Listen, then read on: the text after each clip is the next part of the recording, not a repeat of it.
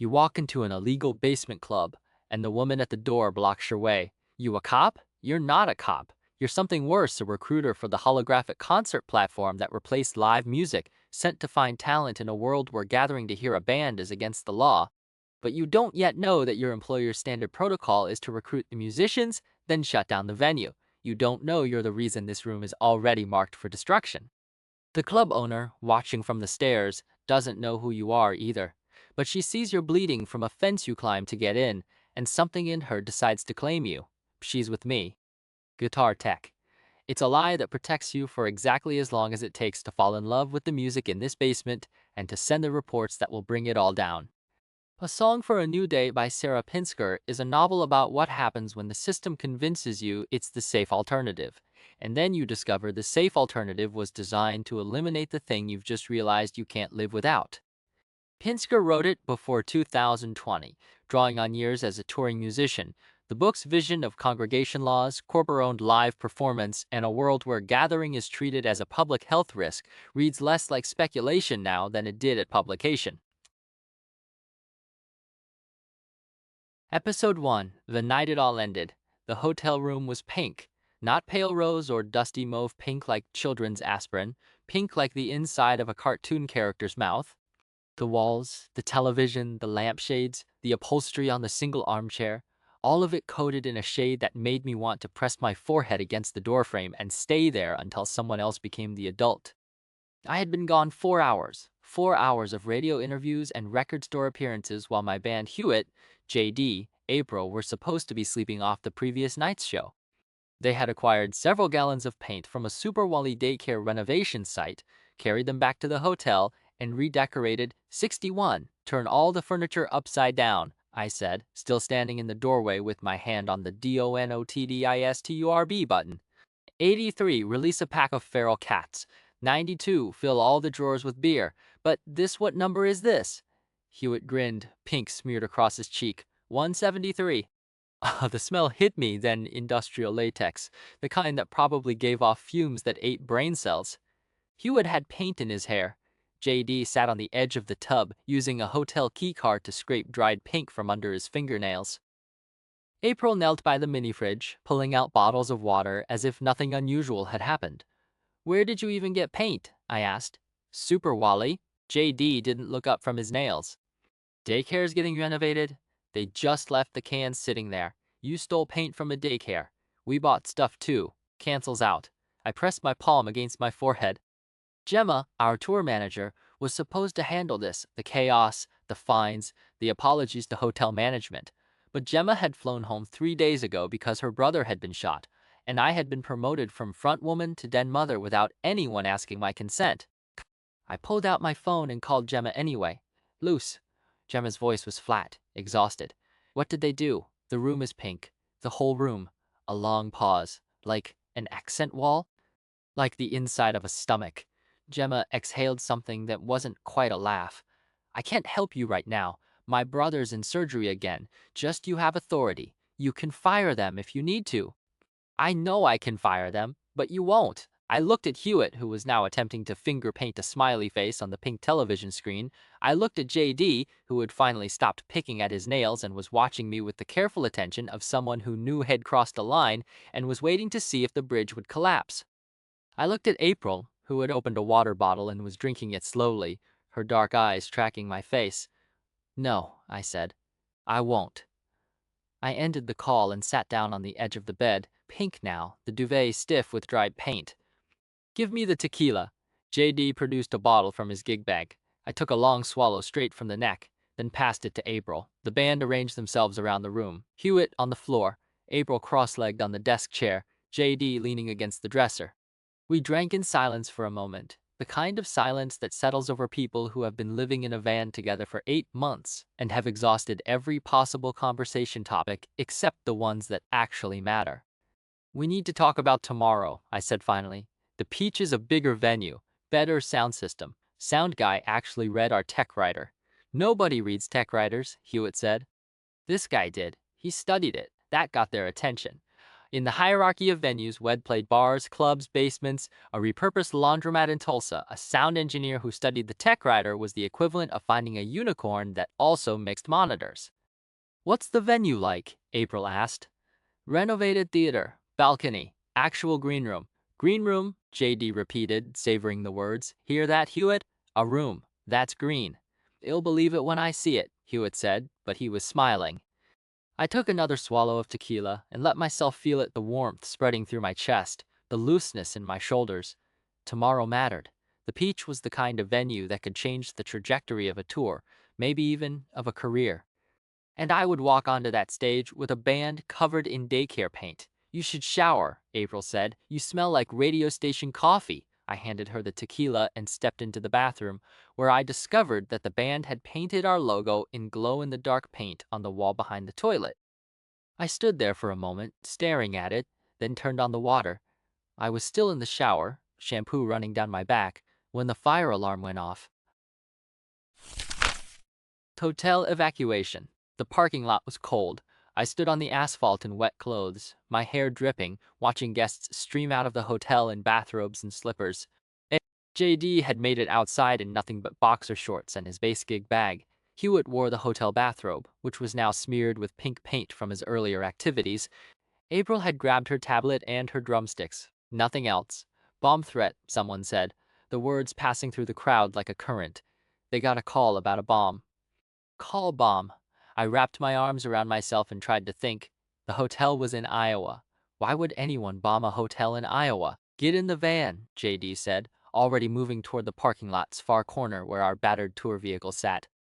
Can't let our singer get sick, says the bassist in boxers. We piled into the van, joined a few minutes later by Hewitt and April. The van was cramped, cold, and smelled like the inside of a gym bag, but it was ours.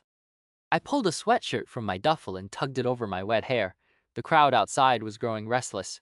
Families with children, business travelers clutching laptops, an elderly couple who had been allowed to take their car out of the underground garage but not to leave the property. Everyone was waiting for bomb-sniffing dogs, for police, for someone to tell them they could go back inside. An hour passed. The dogs arrived, circled the building, found nothing. The police came and went. Then the hotel manager walked out with a megaphone and announced that the threat was credible, that similar threats had been called into every hotel in the area, that the police would not be able to clear the building before morning, and that nobody would be allowed back inside to retrieve their belongings. Collective groan rose from the crowd. The elderly couple got back out of their car, looking bewildered. A child started crying. I looked at JD. JD looked at his bass. Get your acoustic, I said. What? Get your acoustic. April, you've got sticks. Hewitt, you can sing. Let's give these people something to do besides stare at the lobby doors. JD stared at me for a long moment, then reached into the back of the van and pulled out his acoustic bass. April was already tapping a rhythm against the van's dashboard, her sticks moving in quick, precise patterns. Hewitt hummed a note, finding his pitch. We set up at the edge of the parking lot, near a concrete planter that served as a makeshift stage. I tuned my guitar while JD tuned his bass, and then we started playing not our set list, not anything rehearsed. Just chords and rhythms and melodies that felt right for a parking lot at midnight with the temperature dropping and the police lights flashing blue against the hotel's facade. People gathered, at first a handful, then dozens, then what looked like most of the stranded guests. They stood in a loose semicircle, some swaying, some just listening. A woman in a business suit took off her heels and sat on the curb. The crying child stopped crying. April called out a song, one of ours, Interstate Theology, and the band fell into it, my guitar cutting through the cold air, Hewitt's voice rough but true. When we finished, nobody clapped for a moment. Then someone whooped, and the whole crowd broke into applause. Play another one, someone yelled. I looked at my band. JD was shivering in his boxers. Hewitt's bathrobe was slipping off one shoulder, and April's fingers were red with cold, but all three of them were grinning. One more, I said. Then we figure out where we're sleeping tonight. The van confession, that wasn't. We ended up in the van, all four of us, parked in a Superwally lot across town. April had suggested the Superwally daycare open 24 hours. Heated, no questions asked about why four people with instruments were napping in the reading corner. But I had vetoed that on principle, and now we were curled up in the van's various seats and cargo spaces, waiting for the sun to come up. Luce, JD said from the driver's seat, "You never told us where you're really from." "I told you, I'm from New York." "Nah, I mean where you're from. Like, before the guitar, before the busking by the label deal." The van went quiet. I felt the other three listening in the dark April curled in the passenger seat. Hewitt stretched across the middle row, JD still behind the wheel as if he might start driving at any moment. Two facts were known about my past. I had taught myself guitar in high school, and I had been discovered busking in Union Square, signed to a label deal at 19. The band had invented elaborate origin stories to fill the gaps. I was a trust fund kid, a runaway from a circus, an alien who had crash-landed in Brooklyn and decided to stay for the pizza. None of them knew about the apartment in Borough Park. None of them knew about the Shabbos dinners, the Yiddish, the skirts that covered my knees. None of them knew about the night I was 15 years old and sat on my bed, staring at a poster of a female guitarist on my wall. Now, and finally let myself understand what the feeling in my chest meant and what it would cost me. I had walked out 3 weeks later. I had not spoken to my parents since. "We've been on the road for 8 months, JD pressed. You've told us literally nothing about your life before the band." "That's because my life before the band was boring," I said, keeping my voice light. "Very normal, very uninteresting.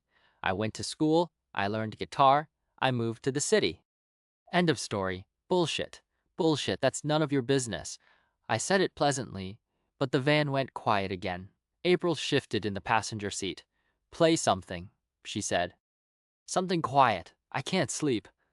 I reached for my acoustic and began picking out a melody, something new, something that had been forming in my head since the hotel room, since the pink walls and the glow-in-the-dark logo and the parking lot concert under the flashing police lights on a date.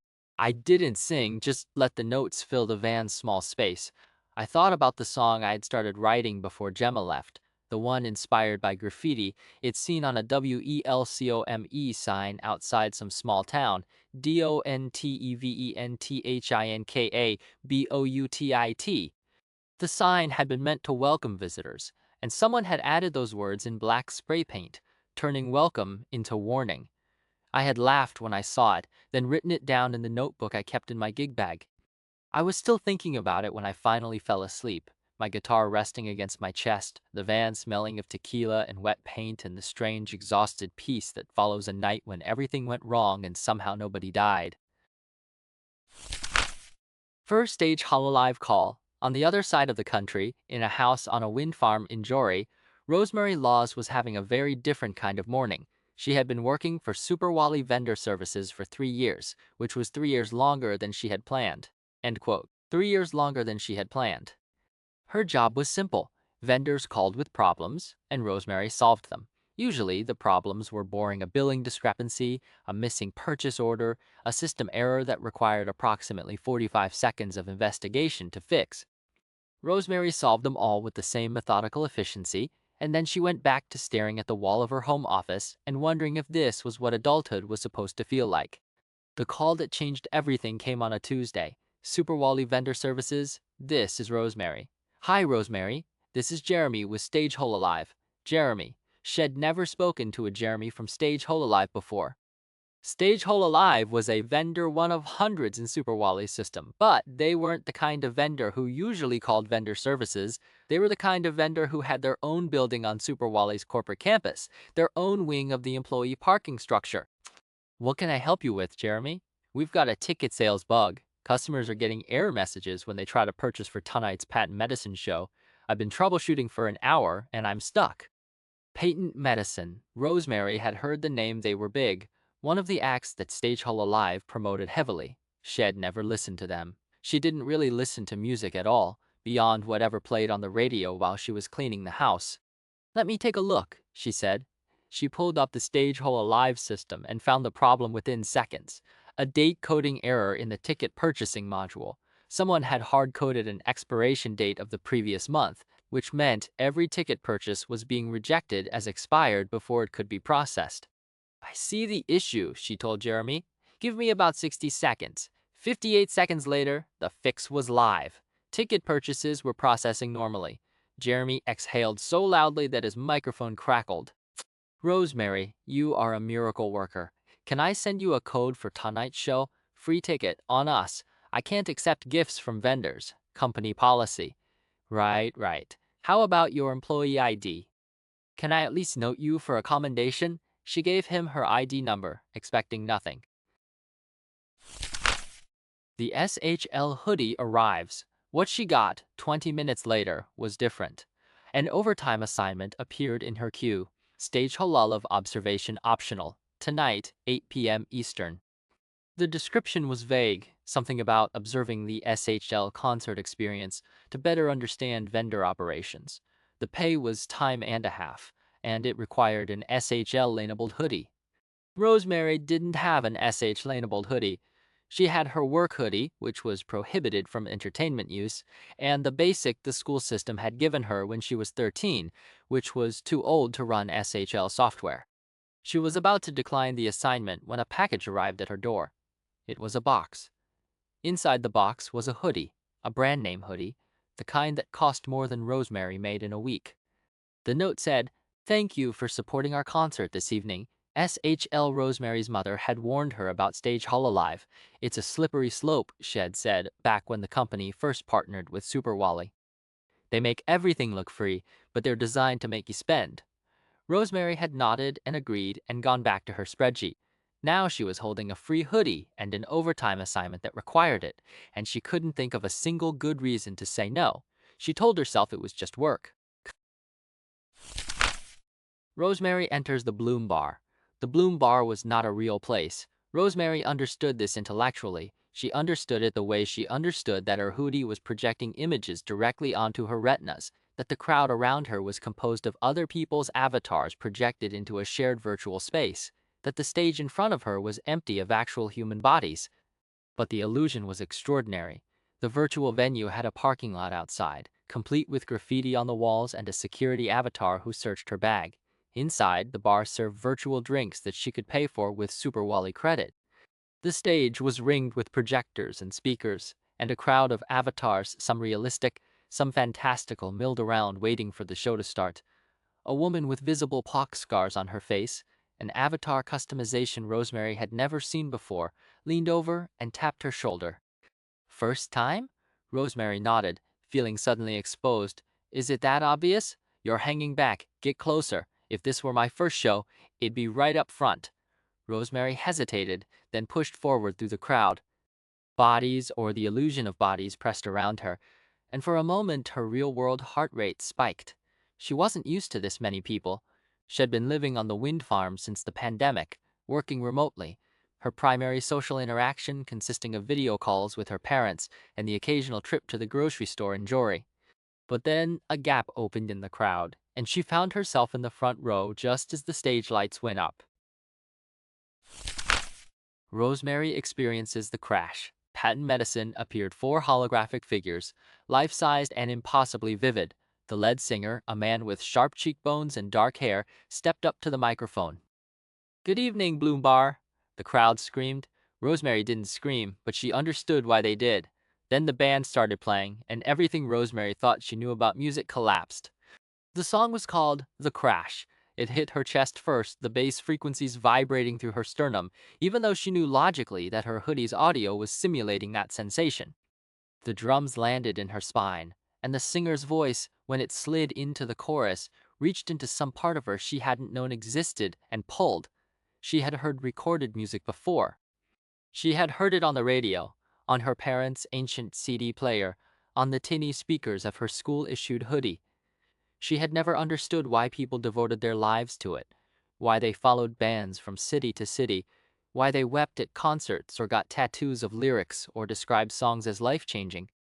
She understood now. The hologram shimmered slightly at the 2-minute mark, a reminder of the technical layer beneath the illusion, and then stabilized. The bassist, a woman with close-cropped hair and a silver jacket, moved to the edge of the stage and looked directly at Rosemary. She winked. Rosemary's heart stopped. She knew the wink wasn't real, knew that the bassist was performing in some soundstage 1,000 miles away, that the wink was part of the choreography, that dozens of other audience members were probably receiving the same gesture in their individual feeds. But none of that mattered. In the moment, she felt seen. She felt chosen. She wanted, with a sudden and ferocious intensity, to capture this band and keep them for herself. After the crash, the set lasted 45 minutes. When it ended, when the lights came up and the holograms vanished and the room revealed itself to be much smaller than it had seemed in the dark, Rosemary stood frozen in place. She could have pulled off her hoodie and returned to her quiet house on the wind farm, but she didn't want to. She wanted to stay in the Bloom Bar. She wanted patent medicine to come back on stage. She wanted to feel that surge of sound through her chest again and again and again. Instead, she bought a t-shirt from the virtual merch table and sent a carefully worded message to her bosses at Superwally about professional development and vendor understanding. Then she opened StageHoloLive's job listings and started reading. They were hiring recruiters. Travel involved. No experience required. The listing specified that enthusiasm and a willingness to learn were the primary qualifications. Rosemary had spent 3 years solving other people's technical problems with methodical efficiency. She had never been enthusiastic about anything in her adult life until tonight. She applied before she could talk herself out of it. The Peach Marquee. I saw my name on a marquee for the first time at 4 o'clock in the afternoon on the day of the stadium tragedy. The Peach was a renovated theater in a small city it never visited before. It had an elegant lobby with a chandelier, a balcony that curved around the upper level, and a marquee that jutted out over the sidewalk like a declaration. And on that marquee, in black letters against a white background, it said, TONIGHT, LUCECANNON. I stood on the sidewalk and stared. I had been performing for years, clubs, bars, festivals, the kinds of venues where the backstage was a storage closet and the green room was whichever corner of the parking lot had the least broken glass. But I had never seen my name on a marquee before. It wasn't something I'd ever thought to put on my list. And I pulled out my phone and took a photo. Sentimental, April said, coming up beside me. Shut up. You're going to cry. I'm not going to cry. I'm going to stand here for one more minute, and then I'm going to go inside and sound check. April grinned and bumped her shoulder against mine. Your name's on a marquee, Cannon. That's a big deal.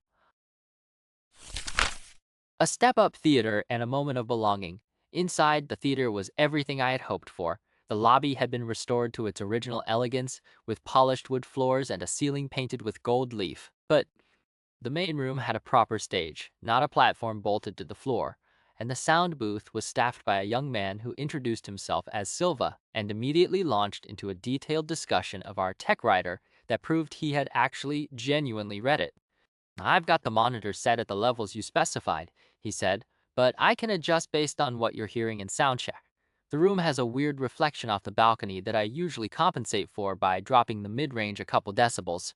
I felt something loosen in my chest. You actually read the writer? Of course, it's the only way to not sound like garbage. I love you, I said. I love you, and I want you to mix every show I ever play for the rest of my life. Silva laughed. Sound checks in 30. The band arrived with their gear, and we ran through our set the familiar songs that the audience would expect, plus something new. I had been working on the song from the WELCOME sign for weeks, and I'd finally found the shape of it during the drive from the hotel. A driving verse, a chorus that opened up into something almost anthemic, a bridge where the guitar dropped out and left my voice alone against April's drums. DONTEVENTHINKABOUTIT, I sang, and in the mostly empty theater, with the work light still on and Hewitt frowning at his pedal board, the song sounded like a threat. Like a promise. Like something that could matter. That's good, April said, when we finished. That's really good. Needs more bass, JD said, but he was smiling. We ate dinner in the green room, an actual green room, with couches and a private bathroom and framed photos of other musicians who had played the Peach. I sat on one of the couches and watched my band joke and eat and tune their instruments, and I felt something I rarely allowed myself to feel: contentment, belonging, the sense that this was exactly where I was supposed to be, doing exactly what I was supposed to be doing, with exactly the right people. Urgent news interrupts backstage calm. Then Silva came through the door with his phone in his hand, and the expression on his face made my stomach drop before he even opened his mouth. You need to see this. He turned on the green room's television, a baseball stadium or what was left of one, Smoke, rubble, a scrolling casualty estimate that my brain refused to process. I stood up without meaning to. April had gone pale. What about our show? Nobody answered. Bombings and a broken band. The television kept showing the same footage. Smoke, rescue workers, a small red shoe in the rubble. I couldn't stop looking at it. A child's shoe, Jajit. Someone's child had worn that shoe into a baseball stadium this morning, and now the shoe was in the rubble, and I couldn't stop looking at it. My phone rang. Margot, my label contact? Call off the show, she said. Every venue's going dark tonight. It's not safe. The Peach is 1,000 miles from It's Not Safe. Luce, call off the show. The call ended. I stood in the green room with my phone in my hand and my band watching me, and I knew I had a choice to make. The label had canceled, but the label wasn't here. The production team had packed up and left the decision to us. It was my show, my name on the marquee, my call. I looked at the television. I looked at April's pale face, Hewitt's clenched jaw, Jaide's hands gripping his bass case. I looked at the red shoe in the rubble, and I thought about the people in the hotel parking lot, the elderly couple, the crying child, the woman in the business suit who had taken off her heels and sat on the curb and listened to us play. We play, I said. We play because people need somewhere to go when everything's falling apart. We play because if we don't, we've let them win. The band looked at each other. April nodded, Hewitt nodded, JD stood up. I need to talk to you, he said, alone. We stepped into the hallway. JD closed the door behind us and stood with his back against it, his bass case still in his hand. Can't do it. Can't do what? Play. Tonight. I can't do it, Luce. His voice was steady, but his knuckles were white around the case's handle. I have a family. I have a wife and a kid and another one on the way, and I actually like mine. I can't get on that stage while there are bombs going off in baseball stadiums. Nobody's bombing the Peach. You don't know that. You don't know what's happening. He met my eyes. I'm sorry. I can't. I stood very still. I could feel the weight of the green room behind me, the band waiting, the television still playing its loop of smoke and rescue workers and the shoe. I could feel the marquee outside, my name in black letters, the culmination of years of work about to dissolve because my bassist was afraid, and he had good reason to be. Okay, I said. Go. I'm sorry. I said go. JD went. I walked back into the green room and told April and Hewitt what had happened, and then I sat down on the couch and put my head in my hands. Silva was the one who broke the silence. I can play bass. I looked up. What? I can play bass. I've been mixing this band all day. I know your set. I know your changes. Put a chart on the floor and it'll stay out of the way. You're a sound engineer. I'm a bass player who works as a sound engineer. There's a difference. He shrugged. Look, you want to play this show? You need a bassist. I'm offering. I stared at him. Then I started laughing, not because it was funny, but because it was absurd. Because the night had already been so completely derailed and destroyed and rebuilt in the space of 20 minutes that the only appropriate response was to laugh. April, I said. Hewitt, what do you think? April was already pulling JD's bass out of its case. It's still a four-piece. We can do a four-piece set. Hewitt looked less certain, but he nodded. Fine. But if I die, I'm haunting JD for the rest of his natural life. The four of us, April, Hewitt, Silva, and me, walked out into the half-empty house an hour later. The theater, which had been sold out before the news broke, now held perhaps 50 people, the ones who had come anyway, the ones who had nowhere else to go, the ones who had decided that a live concert was worth the risk or who simply hadn't heard the news in time. They were scattered through the first few rows like seeds in a too large garden, and when I walked out and saw them, I almost turned around and walked back off. But then I saw the girl in the third row. She was young, probably still in college, with dark hair pulled back in a ponytail.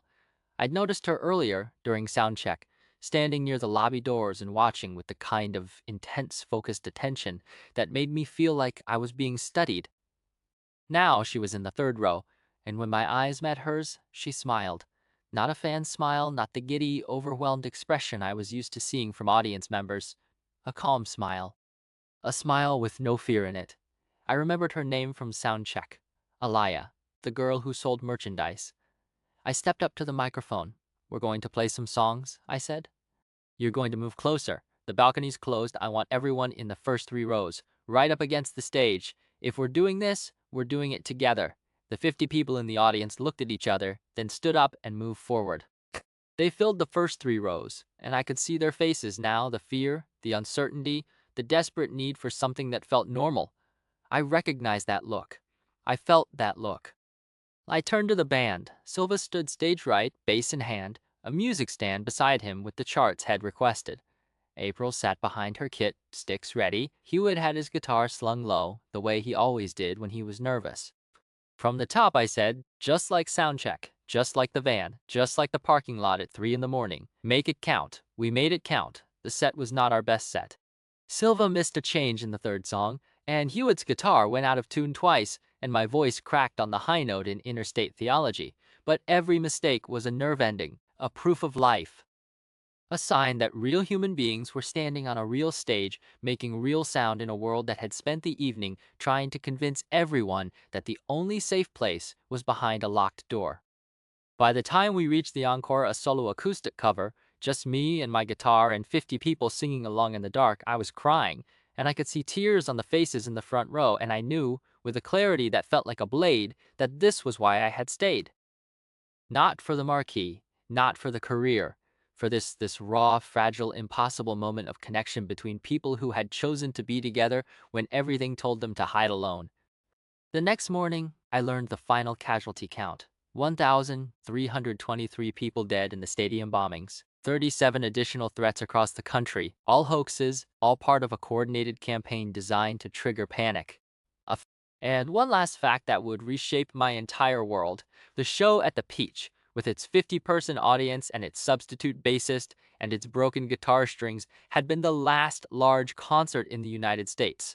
By noon, the government had banned all public gatherings over 25 people. By the end of the week, every venue in the country had gone dark. Hidden song.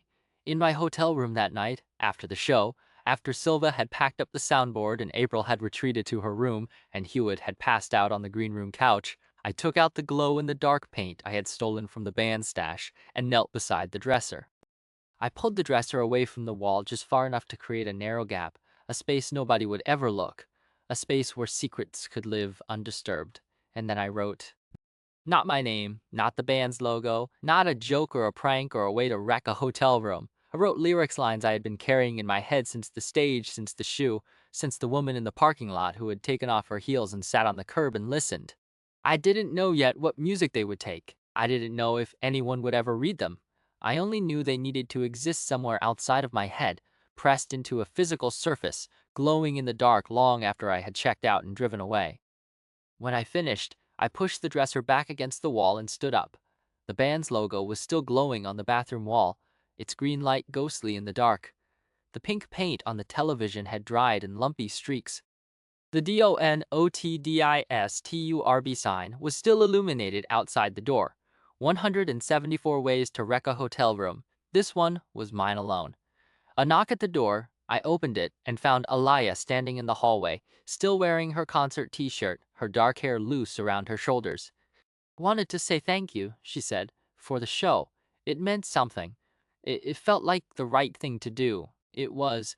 She hesitated, then stepped forward and kissed me on the cheek, quick, light, the briefest pressure. "I'll see you next time." She walked away down the hall before I could respond. I closed the door and leaned against it. I thought about JD, who had left without saying goodbye, who was probably halfway home by now, who had a wife and a kid and another one on the way, and had made the calculation that his family was worth more than the band. I thought about April, who had found the lyrics in my notebook and read them without saying anything, just looked up and nodded once, which was the closest April ever came to saying I see you. I thought about the marquee outside, my name still glowing in the dark, the last proof that this night had really happened. And then I thought about the dresser, and the lyrics hidden behind it, and the possibility that someone someday might pull that dresser away from the wall and find what I had left there. A song for a future I couldn't predict, a message for strangers I would never meet. I turned off the light and let the glow paint shine. Career opportunities. Rosemary Laws got the job offer on a Friday morning, 48 hours after her first SHL concert and 12 hours after Shed submitted her application.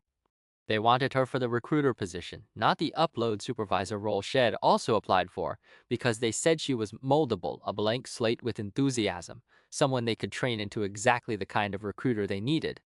She accepted immediately. Quitting Superwally was harder. Jeremy, her supervisor, sounded genuinely confused when she told him, "You're leaving? But you're one of our best." Is this about the raise? We can talk about the raise. This isn't about the raise. It's about, she paused, searching for words that wouldn't sound insane. It's about music. Music? I went to a concert, a StageHoloLive concert, and I realized there's this whole world I've been missing, and I want to be part of it. Jeremy was quiet for a moment. Rosemary, you live on a wind farm? You haven't left Jory in 3 years. I know. She felt the truth of it settle into her bones. That's exactly the problem. Her father was even harder. She found him in the kitchen that evening, standing at the counter with a block of cheese and a grater, the way he did every Thursday before dinner. He kept grating while she told him slow, steady strokes that didn't change rhythm, even when she said the words StageHoloLive. I've read about them, he said finally, setting the grater down. Your mother's going to worry. I know she will. He turned to face her. His hands, still dusted with cheese, hung at his sides. I just want you safe, is all. That's the whole job. I know, Rosemary said. She meant it. She also knew, standing in that kitchen with her bag already packed in the hallway, that safety wasn't the only thing she wanted anymore. But I need to do this. If I don't, I'll spend the rest of my life wondering what would have happened if I had. Her father picked up the grater again. He didn't speak for a long moment, the sound of cheese against metal filling the kitchen.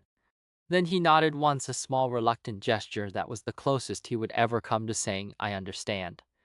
The morning she left for SHL orientation, she stood on the porch of her family's house and looked out at the wind farm, the turbines turning slowly against the gray sky, the empty fields stretching toward the horizon, the narrow road that led away from everything she had ever known. She was afraid. She was also, for the first time in years, alive.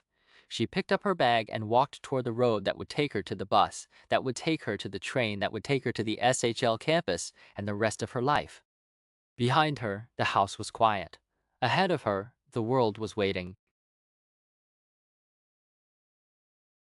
Episode 2, A Vector for Noise and Hope.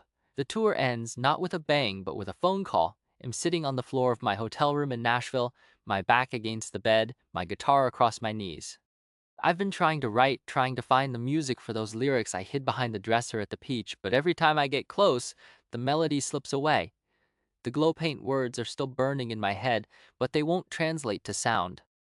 Not yet. My phone rings. Margot at the label. It's over, she says. All the venues are dark. Go home, Hobes. I don't have one. I sublet my rented room in Queens a year ago to a guy who took over the lease when I didn't come back. My few belongings travel with me: 2 guitars, an amp, a duffel bag of clothes, a notebook of half-finished songs. That's it. That's my whole life. I call friends in 4 cities before someone in Baltimore says yes, a room in an artist collective, cheap rent, the kind of place where nobody asks too many questions. I pack my gear into the van and drive east. The radio scrolls through station after station of news. Curfews, bans, agorists. The government has decided that public gatherings of more than 25 people are now illegal, and the country is reorganizing itself around that fact. Sports stadiums go quiet. Movie theaters lock their doors. Concert venues, every single one, turn off their marquees and go dark. The world I spent my entire adult life learning to navigate vanishes in the space of a week. The Collective. The house in Baltimore is a narrow row home on a street of narrow row homes. 3 stories of peeling paint and creaking floorboards and the constant smell of someone else's cooking. The Collective is a rotating cast Jasperit, a documentary filmmaker documenting the pandemic in real time. Marcus, a painter who works in oils and never cleans his brushes. Others who come and go, their names blurring together.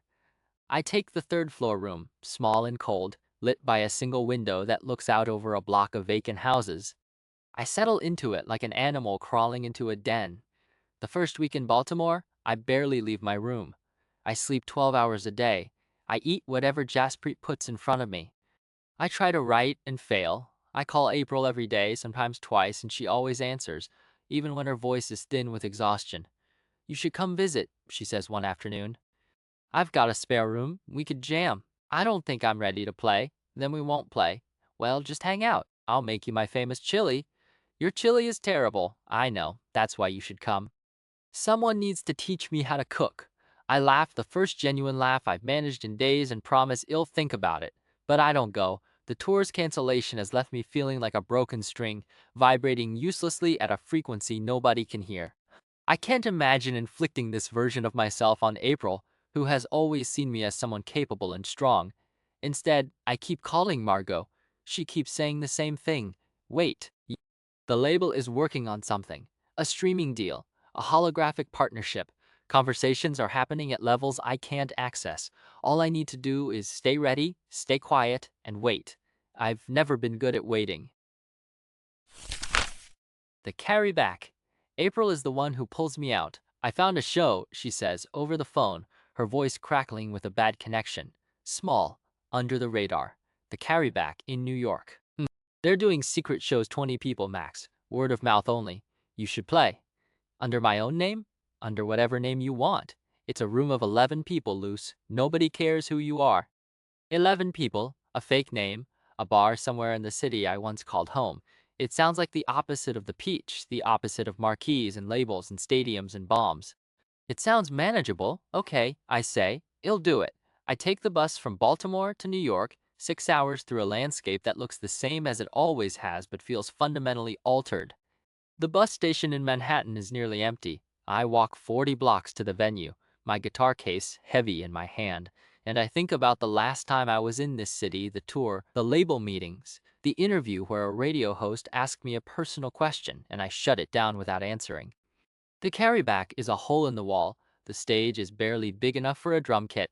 The house amp has broken knobs, and the sound system hums with a persistent low-grade feedback nobody has bothered to fix. April meets me at the door, and I see immediately that something is wrong. Her face is pale, her hands are still no drumming against her thighs, no tapping on the table, no restless percussion. April's hands are always moving, unless something is very, very wrong. "You okay?" I ask. "Fine, just tired. I borrowed a better amp for you. The house one sounds like a garbage disposal." I play a 9-song set, just me and my guitar and an audience of 11 people who have no idea who I am. I use the name Molly Fowler, the first time I've ever played under a pseudonym, and I find myself telling stories between songs. Little things about life on the road, about waking up in a new city every morning and not knowing where you are. The audience laughs.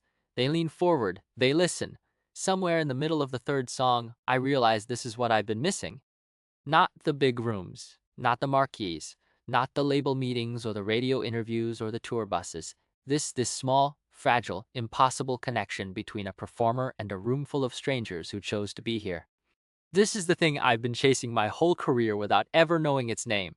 After the show, a kid in thick-rimmed glasses asks me what I'm doing in a dump like this. You've got that song," he says, and sings the chorus of Blood and Diamonds back to me. "You should be playing real venues. Real venues are closed, so open one." He shrugs like it's the simplest thing in the world. April is sick. I can see it clearly now, the way she moves carefully, conserving energy, the way her skin has taken on a grayish cast. When I suggest a hospital, she shakes her head. "It's nothing. It's going around. Half my neighbors have it. That's exactly why you should see a doctor. I can't afford a doctor, and even if I could, the hospitals are overwhelmed. People are dying in the waiting rooms."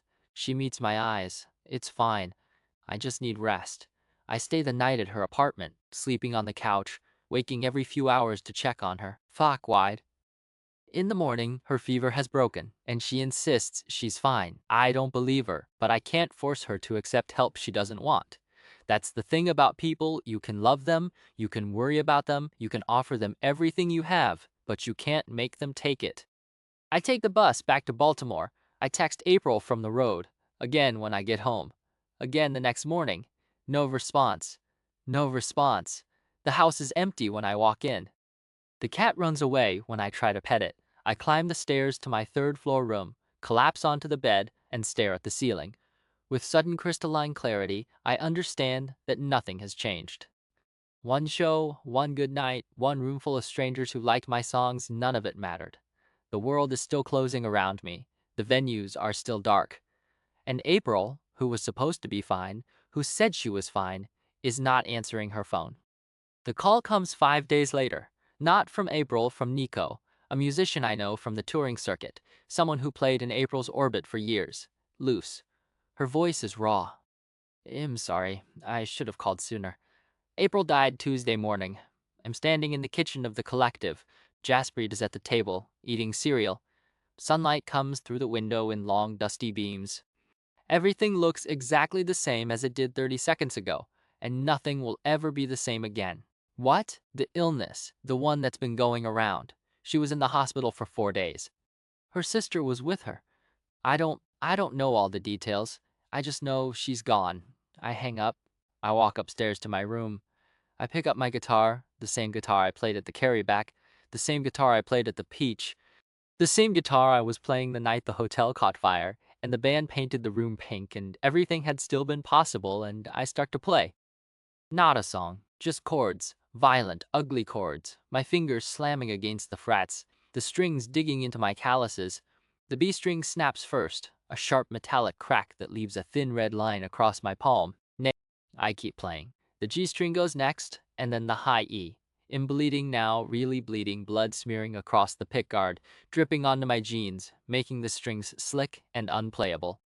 I keep playing until my fingers can't form chords anymore, until the guitar makes sounds that aren't music, aren't even noise, are just the dying screams of an instrument being murdered in its owner's hands. Then I stop. I sit on the floor of my room, my broken guitar in my lap, my hands bleeding, my breath coming in ragged gasps. I think about April. April, who was my drummer, my friend, my most reliable connection in a world that kept trying to disconnect everyone from everyone else. April, who read the lyrics in my notebook and looked up and nodded once the closest April ever came to saying, "I see you." April, who was sick and said she was fine and died 5 days ago, while I was sitting in an empty house in Baltimore, texting a phone that will never buzz again. Pick up my phone and call my lawyer. Get me out of the label contract, I say, before he can even say hello. Whatever it takes. I'm done. Loose. That's not him done. He'll play small venues. I'll open my own club. I don't care. I'm not waiting for the label to figure out how to monetize a world where people can't gather. I'm not going to be a vector for their bottom line. I hang up. I look at my bleeding hands, and I think I'm going to be a vector for something else. For noise. For hope. For whatever's left after the bombs and the bands and the bodies. I'm going to make a space where music can still happen, and I'm going to fill it with people who need it. You're not going to let anyone take it away. The Basement. The money comes from blood and diamonds. The song was my one real hit, a track that climbed the charts years ago and still generates royalties every quarter. Small checks I've been depositing into a savings account without any clear plan for what to do with them. Now I have a plan. Jaspreet told me about the block of vacant row houses not far from the collective, a whole street of buildings abandoned after the phase-out, still standing, still structurally sound, still waiting for someone to do something with them. I walk past them 3 times before I make the call. On the fourth pass, I stop on the sidewalk and look at the boarded-up windows and the crumbling front steps and the FORSALE signs that have been rusting for years. The real estate agent looks at me like I'm insane, a 20-something musician with bloody knuckles and a duffel bag, buying a row house in a neighborhood most people are trying to leave. I don't care. I sign the papers. I get the keys. I walk down into the basement alone. The concrete floor is cracked, the walls are bare cinder block, and the only light comes from a single bulb swinging on a frayed cord. I stand in the middle of the room and listen. My footsteps echo off the walls, then fade. The silence underneath the echo is enormous, the kind of silence that could swallow a song whole or give it somewhere to land. This is going to work, I think. This is going to be a place where music happens. This is going to matter. I spend the next month turning the basement into a venue. I scavenge amplifiers from closed clubs. I build a stage out of reclaimed lumber. I run soundproofing foam along the walls, buy a used PA system from a church that went under, install lights I find at a salvage yard. Jaspreet helps with the painting. Marcus helps with the wiring. The rotating cast of housemates comes and goes, carrying equipment, hanging curtains, building a bar out of old shipping pallets. The first show is a Thursday night. 16 people, 4 bands. I play solo, just me and a borrowed guitar, and I don't tell anyone who I am because it doesn't matter. What matters is that the room is full of people who chose to be here, who found their way to this basement on a dark street in a dark city, who are hungry for the thing only live music can provide. I call the venue the 2020, not for the year, for the address. 2020 North Avenue, a number that means something only to the people who know where to look. StageHoloLive orientation, 600 miles away, on a campus that was once a resort and is now a training facility for the future of entertainment. Rosemary Laws is learning how to be a recruiter. Footnote: Chanter 177011. The online modules are frustratingly vague. Identify talent in your assigned region, build relationships with local musicians, offer competitive StageHoloLive contracts. The training materials show her how to fill out paperwork, how to evaluate demo recordings, how to recognize marketable stage presence, but nobody tells her how to actually find musicians in a world where live performances are illegal and most bands have gone underground. She sits in her private dorm room, a space she's decorated with a veneer called Chelsea Hotel 1967, which turns the plain walls into something out of a rock and roll documentary, and she tries to imagine herself walking up to a stranger and saying, "Hello, I'm from StageHoloLive. Would you like to sign away your career?" It doesn't feel real. None of it feels real. The tour of the soundstage makes it real.